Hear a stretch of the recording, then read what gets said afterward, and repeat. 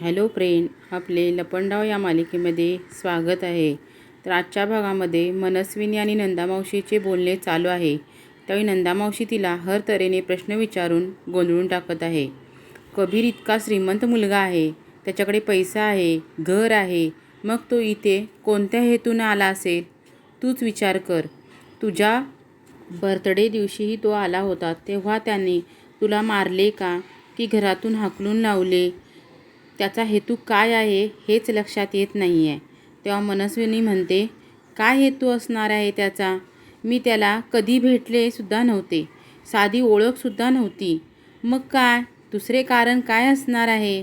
तो फक्त पैशासाठी आमच्या आयुष्यात आला आहे. तेव्हा मावशी हसते आणि म्हणते, पैशासाठी? मग त्याने पैसे कमवले का इथे येऊन? तुम्हाला लुबाडले का? तेव्हा मनस्विनी म्हणते, त्याला माझ्या धंद्यामध्ये स्पर्धा करायची होती, माझ्या कंपनीला मागे पाडायचे होते व स्वतःची कंपनी पुढे न्यायची होती, म्हणून तो आमच्या आयुष्यात आला. तो ड्रायव्हरच्या जॉबसाठी आला होता. मग त्याने माझ्याकडे काम मागितले. हा सगळा त्याचा प्लॅन होता.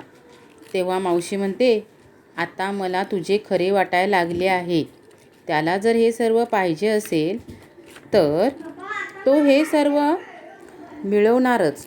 तो सखीबरोबर हात मिळवणी पण करणार. जोपर्यंत प्रॉपर्टीचे पेपर माझ्या हातात आहे तोपर्यंत माझे कोणीही बिघडू शकत नाही, असे तिला मनस्विनी म्हणते. तेव्हा ती मावशीमध्ये प्रॉपर्टीचे पेपर आणि हसते. ते तर तुझ्या हातात आहेत का ते पेपर्स? आणि ते पेपर जर कबीर आणि सखीच्या हाताला लागले तर गेले सगळे पाण्यात. तेव्हा मनस्विनी म्हणते, तसं झालं तर तुलासुद्धा एक दमडीसुद्धा मिळणार नाही. माझा जर वाटा मला मिळाला नाही तर मी जे काय करते ते तुला चांगलेच माहिती आहे, अशी त्या मावशीला ती मनस्विनी धमकी देते. मनस्विनी त्या मावशीला विचारते, प्रॉपर्टीमध्ये हिस्सा हवा आहे का तुझा किस्सा मी मिटवू? मनस्विनी म्हणते, मला शिकवायला जाऊ नकोस, प्रॉपर्टीचे पेपर शोध. इकडे चाळीतील लोक म्हणतात, शेवटी आपण सखीला बाहेर काढलंच. सरकारला वाटले असेल चाळीतली लोक करून करून काय करणार. तेव्हा सखी बाहेर येते. सगळे तिला बघून बिचकतात. सखी विचारते, तुम्ही सर्वजण मला का घाबरलात? तेव्हा कबीर म्हणतो, घाबरणार नाही तर काय, ना भूतो ना भविष्याची इतकी विक्राळ रूप तुम्ही धारण केलात, मग आम्ही घाबरणार नाही तर काय? सखी म्हणते, तुम्हा सर्वांमुळे मी जेलमधून बाहेर पडले. चाळीतील लोक म्हणतात, हे सर्व क्रेडिट कबीरला जाते, तू त्याला थँक्यू म्हण. कबीर म्हणतो, मी काय नाही केले, हे सर्व टीमवर्क होते. हे सगळं जग एकमेकांच्या मदतीवर चालते.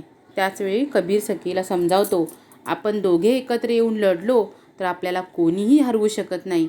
आपला विजय निश्चितच. सरकार इकडे बेचैन झाली आहे प्रॉपर्टीच्या पेपरवरून. तिला संशय आहे की प्रॉपर्टी पेपर घरातच आहेत आणि घरातल्या व्यक्तीलाच ते पेपर मिळालेत आणि घरातच कुठेतरी लपवले असणार. कदाचित मी दुसऱ्याच्या रूममध्ये शोधणार म्हणून ते माझ्याच रूममध्ये असतील आणि ते पेपर आपल्याच रूममध्ये शोधायला लागते. तेवढ्यात सापडले प्रॉपर्टीचे पेपर सापडले. तर ते प्रॉपर्टीचे पेपर नसून लाईट बिल असतात. नंदामावशी धमकी देते सरकारला, म्हणते, जर मला प्रॉपर्टीचा हिस्सा दिला नाहीस तर मी सखीला तो व्हिडिओ दाखवते बघ. तेवढ्यात सरकारला ऑफिसमधून फोन येतो, चेक साईन करून घ्यायला ऑफिसमध्ये या. तेवढ्यात सखीही ऑफिसमध्ये येते आणि सरकारला म्हणते, माझ्या आईच्या नावाने सही करताना कसे वाटते? वाईट वाटत असेल ना? सगळी मालमत्ता नावावर असतानाही शेवटी तुम्हाला माझ्या आईचेच नाव लावावे लागते. किती दिवस स्वतःशी खोटे लपवणार आहात? कितीही झाकलात तरी कोंबडा आरवायचा थांबत नाही. सरकार म्हणते, सखीला पंख फुटले तुला? तेव्हा सखी म्हणते, माझ्यातल्या कुवतीची व स्त्री शक्तीची जाणीव मला झाली आहे. माझ्यात एका नवीन सखीने जन्म घेतला आहे. मी उंच भरारी घ्यायला शिकले आहे आणि मी लढायलाही शिकले आहे.